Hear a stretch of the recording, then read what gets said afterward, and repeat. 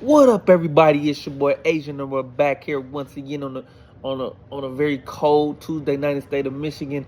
I know it's about a day and a half so after the Steelers game on Sunday Night Football, but I needed to get some notes, needed to digest. Wait for Mike Tomlin's press conference after this game and give you my guys' thoughts. Tuesday is usually normal players' day off, but as we all know, this past week the Steelers suffered a loss where they got flat out embarrassed and flat out worked. And they lose this game and fall to 5-4.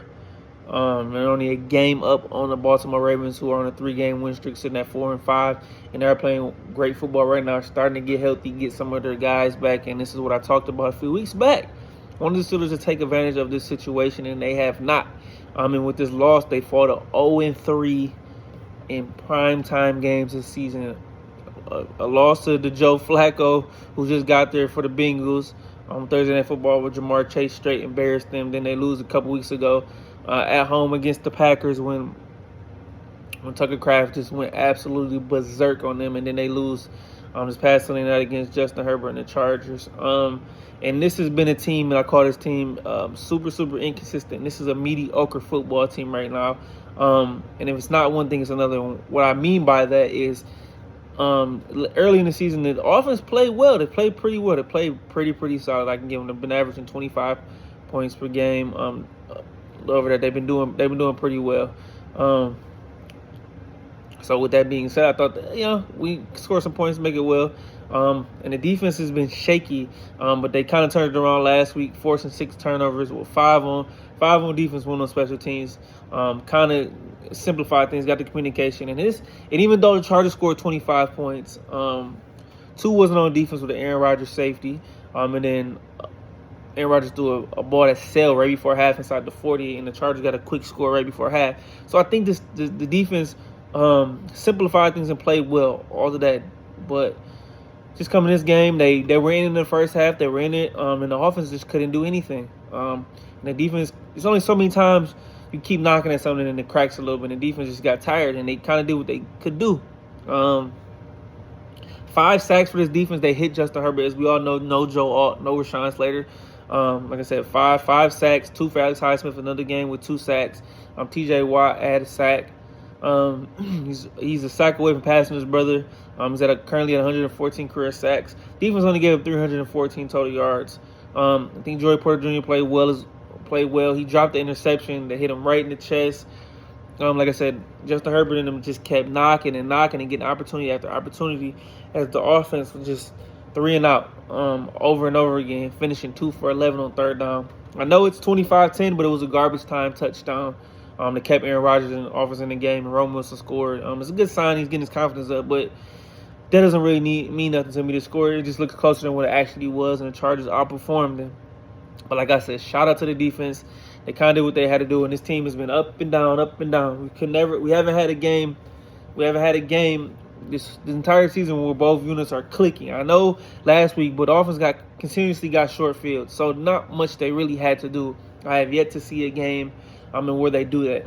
And now here's for the big thing, and here we talked about the defense, but this game is on Aaron Rodgers, man. And I had to say, I know the offensive line didn't play perfect. Jalen Warren only 14 carries for a little over 70 yards. Should have got him the ball more. Hit a nice hurt on that second half too.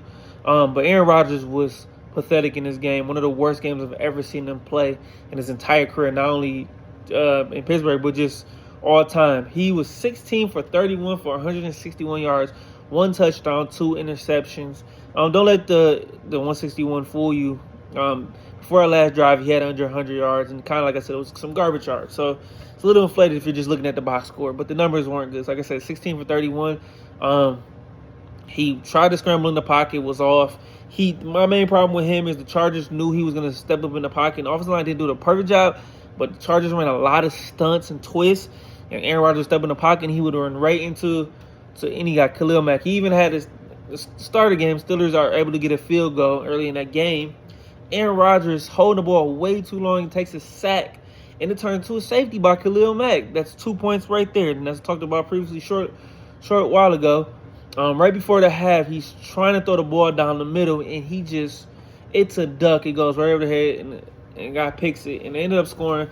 Ladd McConkey kind of cooks Brandon echoes a little bit and gets a score. And then after that, the Steelers couldn't do anything. They believe going into the fourth quarter, they were 0 for 8 or 0 for 9 on third down. It's just pathetic. They couldn't take advantage of some of these opportunities. Like I said, so I pretty feel like Aaron Rodgers handed them 9 points. Then also, early in that game, play action pass, DK Metcalf has the safety on the ropes. The safety's hips are turned. Aaron Rodgers misses him. Then later in the fourth quarter, Aaron Rodgers, Steelers go for it in the red zone on fourth down. Aaron Rodgers doesn't even give DK Metcalf the ability to go play the ball. You don't even give him a fair shot at the football. Non-existent in this game pretty much. Then early in that first half, Jonnu Smith is wide open. Aaron Rodgers lets the ball sail. Jonnu Smith has to jump up. He juggles it. I thought he caught it, even though the refs ruled it incomplete. They called it complete on the field, but said it was an incomplete pass. But Aaron Rodgers hits him in stride. At the very least, they're inside the 10 to 5 yard line. Maybe a touchdown. I think he gets in the end zone. So it's just these little mistakes, man. Just look slow. And then this is another one thing I want to say, and this has been pissing me off, and I know a lot of Steelers fans is bothering you as well.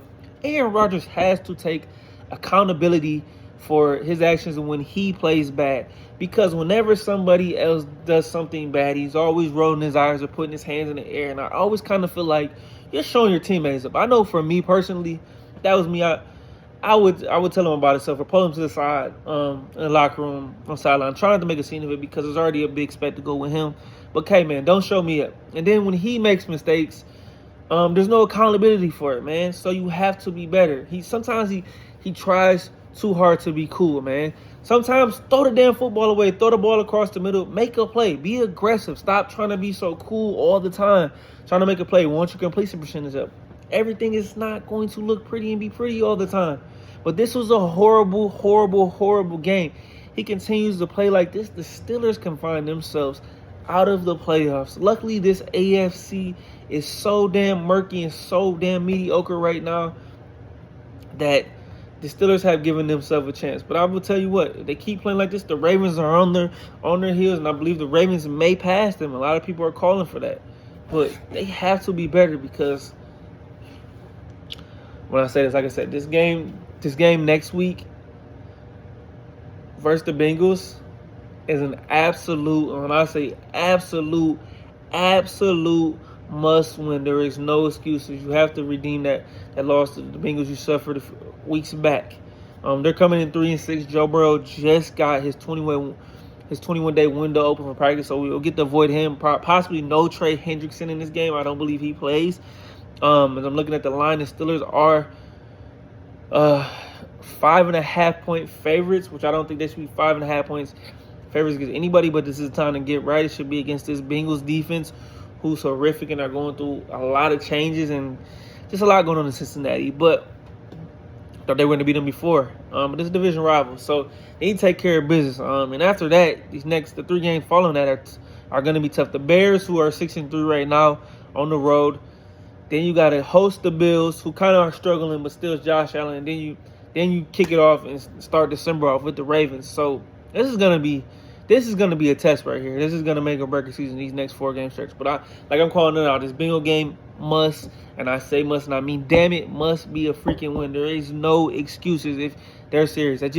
They love to just stay in the middle and be mediocre. And it's just kind of pissing me off right now. Just the fact that we didn't add a wide receiver at the trade deadline. Now they did add, after I got off last week, they did add MVS Marquez Valdes-Scantling, former Aaron Rodgers teammate, to the practice squad. So we'll see if he even plays. But not hopeful. I know people saying Aaron Rodgers missed some guys. Yeah, some guys are open, but DK Metcalf can't do it by himself. He can't even get open. He's damn near non-existent. We're paying him all this money and can't even get him a damn football. So there has to be something different. There's no explosiveness to this offense. We need more receivers. And I banked on Roman Wilson. And he's been in there. I know he caught a touchdown, like I said, it's been garbage time. And then he was 3rd round pick 2 years ago. And then the Caleb Johnson thing is still just freaking amazes me. He gets a few carries in this game, but he made a mistake. I get it. A huge mistake, which I harped on it and everybody else did. But ever since then, he feel like he in the doghouse and he can't get out. But it's like, damn, you wasted another pick on a guy who you don't have any faith in. Just doesn't make any damn sense. But we're going to see what's going to happen Sunday in Pittsburgh. But before I get up out of here, let's talk about real quick, couple news and notes. The Steelers did release Juan Thornhill. Mike Tomlin, press conference today, did say Juan Thornhill's play wasn't up to snuff, which I don't think Juan Thornhill's been good this year at all. There's been a lot of rotation in secondary, a lot of moving parts. He came from Cleveland. I know he played for Kansas City, but he wasn't that good. I know they got Sebastian Castro back, who was an undrafted free agent. But the biggest news today coming out of here, and I talked to my little brother about this, but the biggest thing was they needed some corner depth. Darius Slay went out with a concussion in the game. He hasn't been good this year. Echols has been up and down. I think he played okay, but McConkey got him on the slant across the middle. He gave up over 150 yards. And then one play Justin Herbert threw, the ball was perfect place, and there's nothing Echols would do. I think he covered it well, but he kind of had his day. So we need some help to go alongside Joey Porter Jr. And the Steelers have signed Asante Samuel Jr. Yes, if that name sounds familiar to you, this is the son of former All-Pro New England Patriots cornerback Asante Samuel, who was a beast back in his day, pick six machine in the Patriots' early 2000 dynasty days. But Asante Samuel Jr. was a second-round pick out of Florida State University. He played the last 4 years under a rookie contract with the Los Angeles Chargers. Had 6 picks in that 4-year career. Most notably, the biggest thing, he was a top free agent, but the biggest reason he had not been signed and now is finally signed, he only played 4 games last year because he got hurt his spine, so he had spinal fusion surgery, which sounds pretty crazy to me. But he was cleared last week by a prominent doctor that the NFL values. So he started visiting teams, and I knew we were on the list to visit him. But it looks like we signed him, and I think it's a huge pickup. He can play man-to-man. He's aggressive. Barney's healthy. I think it's a huge pickup, and it definitely adds to secondary. And he's a young guy still, so this will definitely help. We signed with the practice squad. Let's see if he'll be elevated by Sunday. We'll see what happens, but I like the signing. There's a lot left in this season for the Steelers. 9 games in, like I said, it's been up and down, inconsistent, mediocre at best football team right now. This is not a Super Bowl roster right now, I believe, but can they find a way to win a playoff game in the AFC this year? Yes, they should be able to. This is a mediocre AFC. I didn't think it would. The NFC is much deeper and much more talented right now, top to bottom. So the window's open, but this team's mediocre right now. So there's a lot of things that need to happen between now and then for you to win this division and win a playoff game. But just wanted to give you guys my thoughts on that. So, hey, appreciate the love, support. Don't forget to like, love, subscribe to this video. Follow me on Twitter. That's @keeping the score. Hey, it's your boy Adrian, and I'm out. Peace.